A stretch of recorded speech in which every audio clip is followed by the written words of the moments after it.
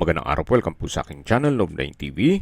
Patalasasan po, meron po ba kayong mga properties na napapabayaan or non-performing assets? Plan nyo ibenta, pero wala kayong oras sa pagbenta nito. Kung ito'y pagkakatiwala nyo po sa amin, tawag lang po kayo sa aking numero, usap po tayo, gawin ko po ng video for free. Yes, libre po, wala po kayong babayaran. Tutulungan pa namin kayong mabenta ang inyong property. Kami na po bala sa marketing, sa boosting or paid ads. Even sa tripping, hindi na po kayo mapapagod sa pag-entertain ng mga buyers. Kami na po bala sa lahat. Tawag lang po kayo. Nandito po tayo ngayon sa Tanzac, Cavite kung saan meron po tayong bagong video presentation. Isang residential commercial building. Ito po yung 4-story na mailat. Area na 130 square meters more or less. May floor area po ito na 500 square meters. Ito po yung titulado, buhay po ang may-ari. Wala po kayong maging problema sa documentation o sa transfer ng title. Dito po sa ground floor ay meron pong 3 commercial space. Sa ngayon ginawa siyang garahe. Then dito naman po yung pangalawang commercial space. Ang upahan po nitong ganitong kaliit ay nasa 7,000 to 10,000 pesos ang monthly rental. Ito pong third commercial space, mas malaki po ito. Ang estimate po nila ang upahan sa ganito kalaking pwesto ay 20,000 pesos. Sa ngayon po, kina-owner po itong parlor na kumikita naman po ng 80,000 a month. Malaki naman po ang espasyo nito compare dun sa second and first na commercial spaces. Dito pa lang po sa ground floor ay may income na po kayo na almost 40,000 pesos. Ito naman po yung access door. Yan po yung second na commercial space. May access door din po siya. Mapapansin nyo po sa harapan niyan ay mga negosyo rin o commercial spaces. Ito po ay along BC Road at ang estimated population po dito sa barangay ng kung saan nakakasakop ng property ay 20,403. Ganun po karami ang tao dito. Kaya maganda pong magnegosyo. Nandito na po tayo sa common na dining, kitchen, at meron pong countertop na may double stainless sink with faucet. At yan pong nakabukas na pintuan, yan po yung pantry. At dito naman po yung common toilet and bath na naka-solid wood door. Then may bathroom countertop, hand wash basin, vanity mirror, tiled bathroom wall, water closet with bidet. Then sa dulo po ay may washing machine. At doon na rin po ang shower area. Balik po ulit tayo dito sa kitchen at dining. At ito po yung tinutukoy ko na pantry. Ito po yung countertop na nadaanan natin kanina dito sa kitchen. Then, katabi lang yung dining area. Bali magiging common na pong area nito. Nitong mga commercial space. Then, ito naman po ang magiging receiving area once na papaupahan nyo yung mga kwarto sa taas. Yun po yung access door. Then ito naman po yung ginawang garahe na pwede pong gawing commercial space din po yan. Labas po tayo. Pakita ko po sa inyo yung another street access. Ito po yung inner na area na kung saan marami pa pong tao. At dito naman po ay yung main road na busy area po yan o busy street. Ito po yung side view ng building. Ito po yung owner's built kaya hindi po tinipid ni owner. Actually meron pa siyang album nung kinukonstruct pa yan at makikita nyo yung mga materyales talagang hindi po tinipid. Okay, ito na po yung magiging entrada ng mga mangungupahan kung sakaling i-for rent ninyo yung mga kwarto sa taas. Then yan po yung access papunta sa common kitchen at toilet and bath. Ito pong hagdan o staircase ay concrete at nandito na po tayo sa second floor. Meron pong malaking glass window na nag-serve as natural sunlight. At ito naman po yung hallway papunta sa mga kwarto. Check po muna natin itong common toilet and bath. Malaki naman ang espasyo. Meron pong malaking vanity mirror, may hand wash basin, bathroom countertop, water closet with bidet, then meron pong shower enclosure, at ito yung naka-tile bathroom wall. Ito naman po yung first bedroom. Sa ngayon, may mga kagamitan si owner. Upon tripping po, mache-check natin yan. Ito po ulit yung hallway. Then, yan po yung mga kwarto. At dito naman po yung second bedroom. Napakalaki po ng espasyo nito. Then, meron pong access sa dulo papunta sa balkonahe. Meron na rin pong split type aircon, naka-tile flooring,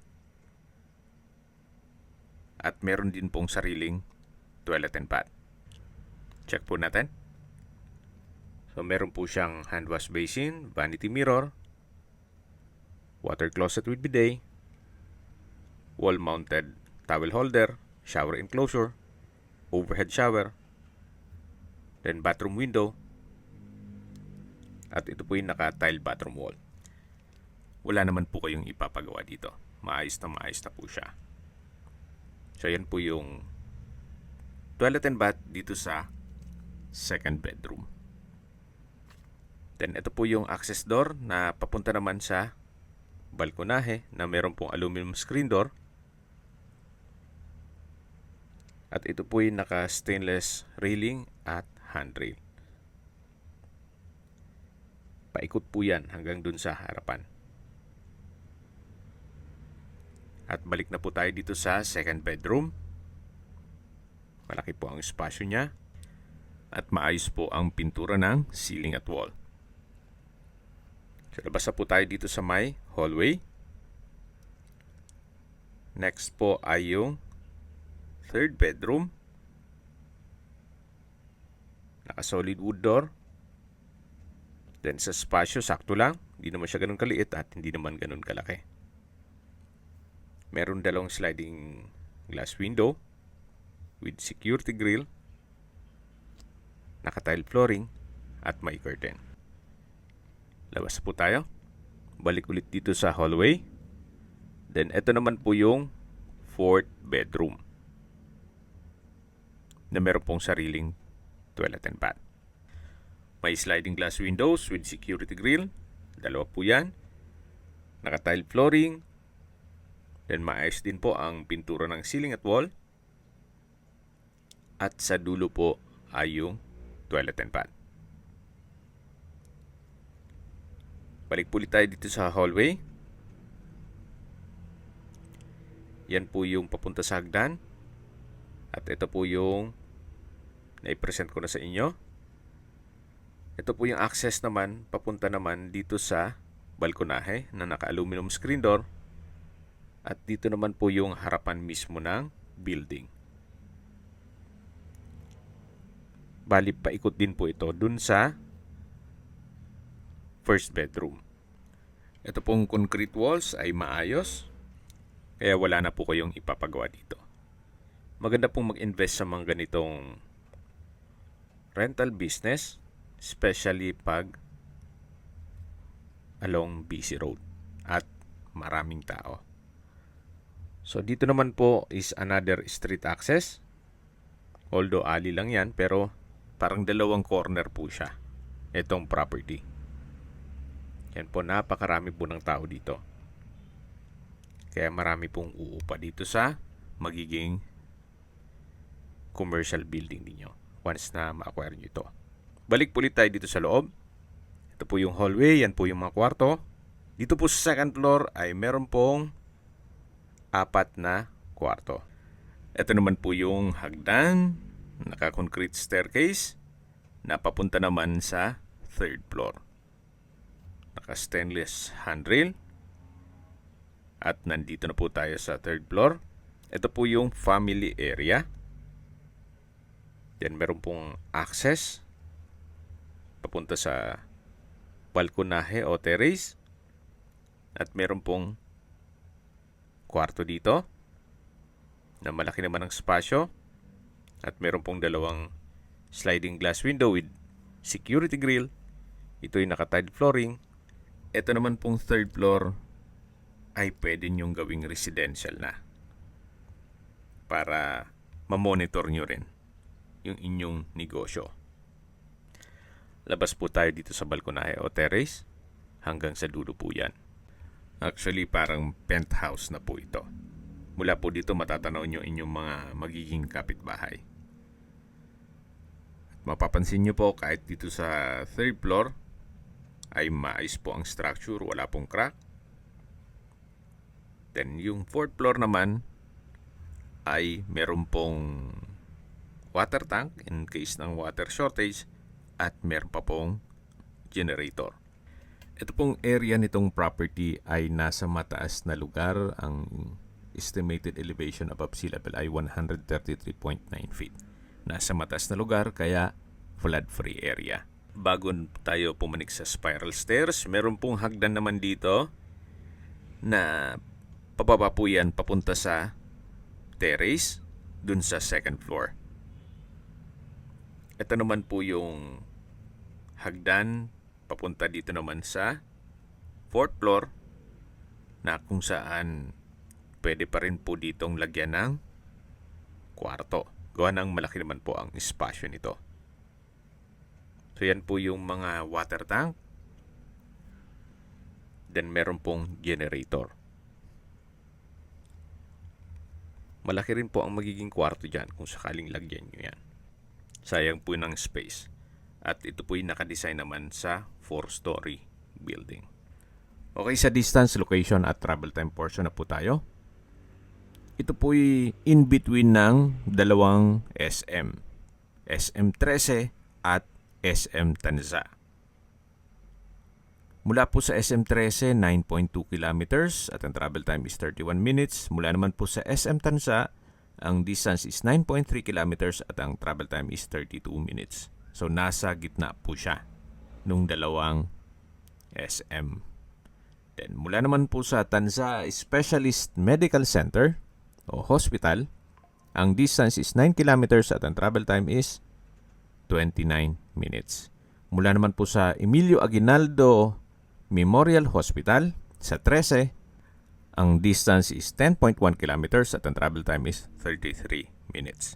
Yan po yung lagi kong binabanggit sa inyo na dapat nyo i-consider sa paghanap ng property, yung meron pong malapit na hospital. Hindi ko naman po sinasabing sakitin kayo. Yan naman po for emergency purpose lang naman.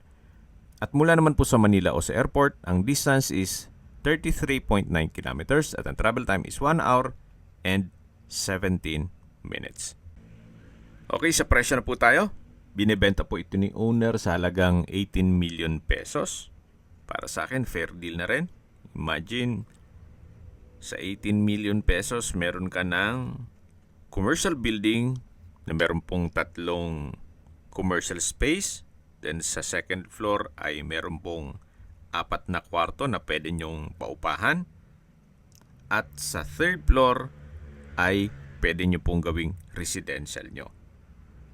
Then sa fourth floor is lagyan nyo ng another room para maging income generating. Well, yan naman po ay opinion ko lang naman at depende pa rin yan sa inyong assessment dito sa property. Kung sa tingin nyo'y ito'y worth it naman sa presyong yan. Pero para sa akin, kung bibili ka lang naman ng mga house and lot na hindi naman kikita, well, pag-isipan nyo po ito. Hindi po tulog ang pera nyo dito.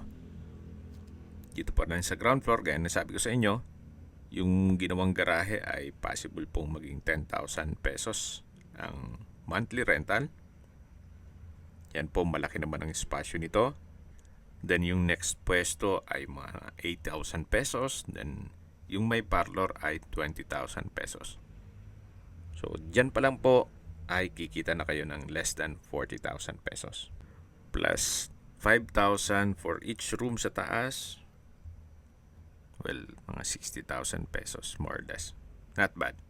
Kung may mga katanungan po kayo, tawag lang po kayo sa aking numero. At sa mga kababayan naman natin na sa ibang bansa, meron po akong WhatsApp, Viber at Telegram. Same number lang po, 0917-316-3399. Sa mga nagtatanong naman po ng aming Facebook, meron po aming Facebook page na Nov9TV at Facebook Reel Video. Meron din pong TikTok at Instagram. May ibang YouTube channel po kami, the Nov9TV channel, Nov9TV Listings, Nov9TV On The Spot, Nov9TV Updates, at Nov9TV House Rental. Sana po naibigyan nyo ang video presentation. Paki-like and subscribe na lang po sa aking channel para ma-update din po kayo sa aking future listings.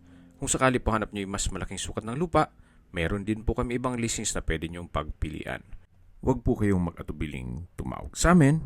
Then, let us know your budget para malaman namin kung anong property pwede naming ilog sa inyo. Sa lahat pong viewers, subscriber at nagtiwala po sa amin, salamat po sa suporta. Ingat po kayo lagi at yung pamilya. Maraming salamat po.